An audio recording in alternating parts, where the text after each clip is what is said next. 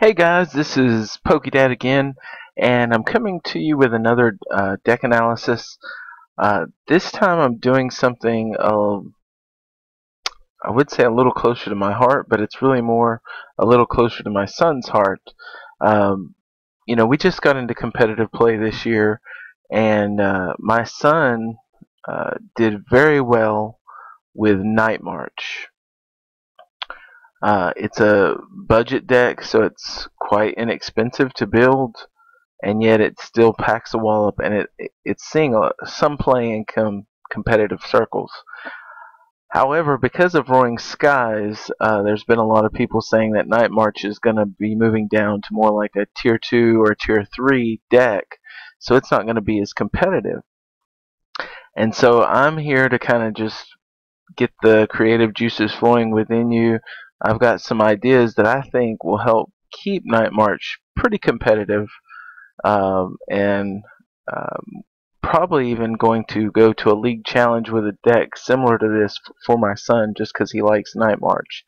So let's just get started. For those of you that might be new, Night March works like this. It's 20 times the number of Pokemon in your discard pile that have the Night March ability. Now, when Phantom Forces came out, there were 3 Night Marchers. There's Joltik, there's Lampent, which is a stage 1, so you can't really use him. You could, but it's a little tricky. And that he has Night March. And then there's Pumpkaboo. Alright, so if you play 4 of each of those, you can get you could have 1 attacker and theoretically have 11 in the discard pile. So you could hit for 220. And with Joltik, you can do it for a double colorless energy. Pumpkaboo takes 3 energy, but if you have Dimension Valley in play, which we do play, then it actually reduces the cost by 1 colorless less. So then Pumpkaboo can also attack for a double colorless energy if Dimension Valley is in play. Now you'll notice that the one downfall of Night March is that they have low HP. Pumpkaboo only has 60 HP, and Joltik, little Joltik, has even less, only has 30 HP. So the idea with Night March is you're going to trade 1, but you want to try to get 2. So if you can knock out an EX and give up a Joltik, then you'll take that exchange every day. Alright, so that's the premise behind it, is get Joltik, get as many Pumpkaboos and Lampets in the discard pile, get Joltik up in the active, and just fire away with Night March. Alright, we add Mew EX because he has a little bit more HP to allow us to last a little bit longer. He also has the versatile ability, so he can clone any attack, both any of your Pokemon on your bench and also the Pokemon on your opponent's bench. So versatile can come in very handy, because then you can just use the Night March attack. And actually, because he's a psychic, if Joltik is on your bench, he can attack for just 1 energy. You don't even need a double colorless. So anyway, we have Mew is one of the main attackers. You try to have 1 on the bench, and then you try to put the rest in the discard pile. Now, most people would not play just 1 Night Marcher on the bench. They would normally have a couple, so that if one of them got knocked out, you'd have another one available. But this deck is going to be hyper aggressive. Alright, so we're going to try to get all of our Night Marchers in the discard pile except for 1, and we're going to keep it on the bench, or we may even play with it as the active. If it gets knocked out, we have 2 revives in this deck, so that you can put a basic Pokemon from your discard pile onto your bench. This is going to allow us to be extremely aggressive with this deck, putting 9, 10, or even 11 Night Marchers in the discard pile. 11 Night Marchers in the discard pile with a muscle band will hit for 240, which is going to one-shot Kyogre EX, Groudon EX, Rayquaza EX Megas. All these are Megas. And primals, including Mega Gallade, Mega Gardevoir, and so on and so forth. Like, the list goes on and on.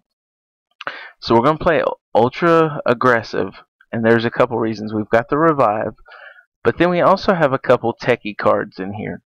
And even though they're saying that because of Roaring Skies, Night March is pretty much not going to be as competitive, I want to say I disagree, and for two reasons. There's Toad and Trevenant, and they're going to item lock you. And the problem with Night March is if you get item locked, you can't use your battle compressors, or if you can't use your Ultra Balls or your revive, then yes, you are in trouble, because that's the lifeblood of getting Night Marchers into the discard pile. The other problem is Lysander's trump card. I don't play that in this deck because I'm assuming my opponent is going to play it. But we're going to try to be so fast that they cannot, that they won't have time to find it. I mean, most of the time you can't get to your Lysander's trump card because you have to play a draw supporter. So we're wanting to try, like, turn 2, turn 3, start knocking stuff out, big stuff. Even in some cases, turn 1, if you get enough battle compressors, you could be hitting for 180, knocking out EXs on turn 1 if you're going second. So, Lysander's trump card doesn't bother us as much as most people think it does. If they do find it and they can keep playing it every single turn, then it could be a problem. But Seismitoad and Trevenant, Seismitoad EX and Trevenant are really our bigger issues. And so I have some text in here for them. First of all, I'm playing 1-0-6. 0-6 allows you to discard a double colorless or a special energy from your opponent. So if they're playing Seismitoad, most likely they're playing double colorless. Same thing with Trevenant, but Trevenant, it doesn't matter if he punches you. So you could remove that and at least, last another turn. That's the first tech. Also, we play 2 Lysander, and so that you can actually Lysander Trevenant out of the active, and then that would allow you to use your items again. We also play the 3 VS Seekers, but of course if we're item locked we can't use those, so we do have the 2 Lysanders. But here's where the techs come in. I play a 2-2 line of Nincada and Shedinja. Alright. And this came from Roaring Skies. And there's some people that are building decks completely around this concept, but I actually think it works better hand in hand with Night March to specifically go against Toad. Night March is our main attack, so we're going to try to do massive output damage. But if for some reason we either get trump card and we can't get back to the high damage, or if we don't have a Night March on our bench because we've gone super aggressive, we have this second option, which is Shedinja. Now notice, Hopeless Scream does 50 times the number of damage counters on this Pokemon, and it's a colorless energy is all. What this means is, if we're playing with Mew and Shedinja is on the bench, if Seismitoad Quaking punches us, and let's say he has a muscle band, and he hits Mew for 50, okay, that's 5 damage counters. Mew doesn't even need an energy if Dimension Valley is in play, and then Mew can turn around and hit Seismitoad for 250 with no energy, possibly, or just 1 energy. Pretty awesome to be able to one-shot a Seismitoad. Matter of fact, if they're not playing lasers, Mew's going to get 2 Quaking Punches on him, and then he's going to one-shot 2 Toads in place of 1 Mew. So pretty awesome. Even if that doesn't happen, we can still attack with Shedinja. And it's not easy to get 2 damage counters on here, but we can get 1 damage counter with rainbow energy, and then we can put a muscle band, assuming we're not item locked. That's 70 damage, and then if you multiply that by 2, since Toad is weak to grass, you could actually hit 140 with Shedinja. Obviously, it's not going to one-shot Toad, but I would trade a Toad for a Shedinja and then come back next turn and maybe just Night March. Even if I don't have a lot of Night Marchers, I'll knock out that Toad. So that's always an option. Though primarily we want to be using Mew to use Hopeless Scream. The next thing we have is Jirachi, and this is another one. And this actually, believe it or not, the Doom Desire thing really works. Okay, I played a Primal Kyogre deck. I used Doom Desire on him and I had to discard all my energy. I was using Mew, so I only needed a metal energy. And I was able to, the Kyogre did come back the next turn, knocked out the Mew, but then because of Doom Desire, the Kyogre, which had 4 energies on it, knocked itself out. He lost all of his energies. I think he did get 2 back to his hand because of the way the attack works. But and then it was my turn, and I came in, brought in a Joltik, Lysandered up his other Kyogre, and Night Marched for like 220, and that was game. So this Doom Desire can be helpful against Toadlock also. It does have the disadvantage of having to discard energy. So again, we want to use Mew for this attack, because if we have Dimension Valley in play, then it's only 1 metal energy. And so I play 2 metals and I play 2 rainbows. So with just one of those attached, we discard it and then we can knock out the opponent automatically. And if they retreat, then it won't do anything to them. But most of the time, for them to have to retreat, they're going to have to give up a lot of energy, or they're going to have some kind of switching card, and they're not going to be able to attack with the attacker they wanted to attack with anyway. So if nothing else, it can at least be a stall turn, and against Seismitoad, that 1 turn of stall can help us get our item cards.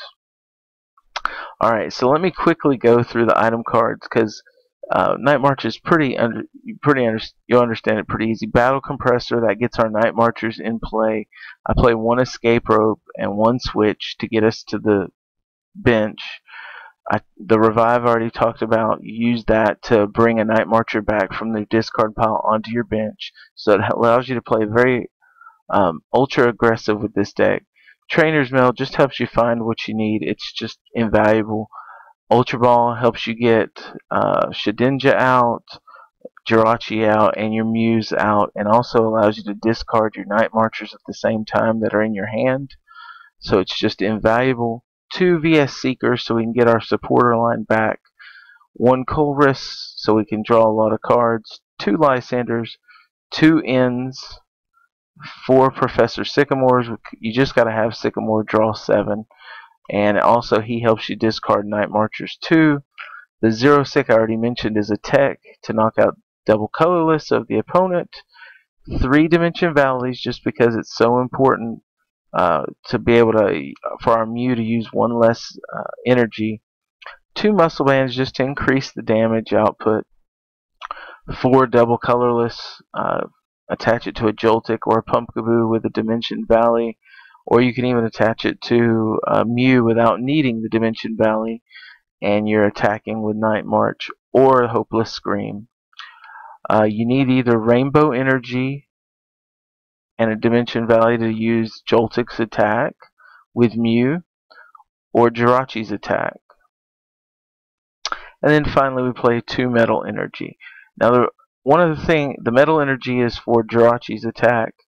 The other thing I should mention is the Rainbow Energy is in case your opponent has an attack you want to use. It allows you to be a little more versatile in being able to use their attacks. Finally, I do use Jirachi EX to help me look for a supporter if I need it. Anyway, guys, hit like, subscribe, and comment. Tell me what you think about this deck. Talk to you later. Bye.